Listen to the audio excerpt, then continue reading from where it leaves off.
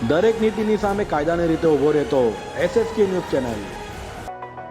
ઉમરા પોલીસે VR મોલમાંથી લાખોની છેતરપિંડી કરનાર સ્ટોર મેનેજરની ધરપકડ કરી સળિયા પાછળ ધકેલી દીધો છે।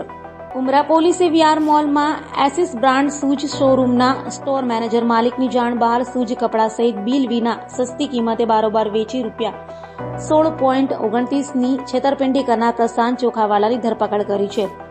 આરોપી VR મોલમાં એસિસ બ્રાન્ડ શૂઝ શોરૂમમાં સ્ટોર મેનેજર તરીકે કામ કરતો હતો। તેણે ગત 28 નવેમ્બર 2022ના રોજ રૂમમાં ખરીદી કરવા આવતા ગ્રાહકોને બિલ વિના અને સસ્તી કિંમતે બારોબાર વેચાણ કરી કંપની સાથે ગોબાચારી આચરી હતી તથા શોરૂમના માલિક દ્વારા તપાસ હાથ ધરતા 3 માસમાં પ્રશાંત ચોખાવાલા 154 નંગ શૂઝ, ટી-શર્ટ, ટ્રેક પેન્ટ, 81 નંગ, મોજા સહિત કુલ 247 નંગ ચીજ વસ્તુઓનો સ્ટોક મળી આવ્યો હતો।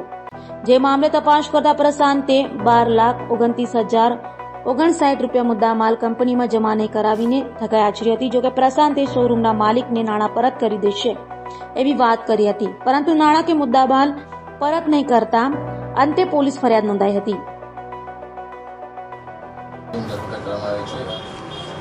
उमरा पुलिस स्टेशन में एक फरियाद एसिक्स का शोरूम है। वहाँ के मैनेजर पुनेश बाबू महेंद्र ठाकुर है, उनकी तरफ से पुलिस स्टेशन में फरियाद मिली कि 2022 के समय के दरमियान यहाँ से एसिक्स के शोरूम से टोटल 81 नग टी शर्ट के और 154 नग शूज के और मोजा और केप 12 नग ऐसे टोटल मिला के 16,29,000 रुपये की चोरी हो गई, जो उनकी ऑडिट में पकड़ी गई। तो इसमें उन्होंने कुछ फुटेज भी प्रोवाइड कराए हैं। फुटेज के बेस पे और उनके स्टॉक के बेस पे उस टाइम के एसिक्स के जो उनकी ब्रांच है VR मॉल में, उसके मैनेजर प्रशांत जगदीश भाई चोखावाला, उनको अटक किया गया है और एक दूसरा आरोपी है, उसको भी अभी अटक किया जाना बाकी है। इन्वेस्टिगेशन अभी चालू है। वो उसके साथ में ही था।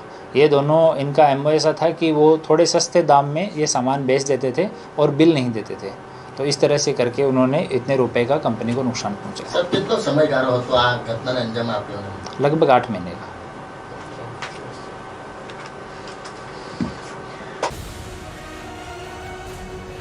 દરેક નીતિની સામે કાયદાની રીતે ઊભો રહેતો SSK ન્યૂઝ ચેનલ।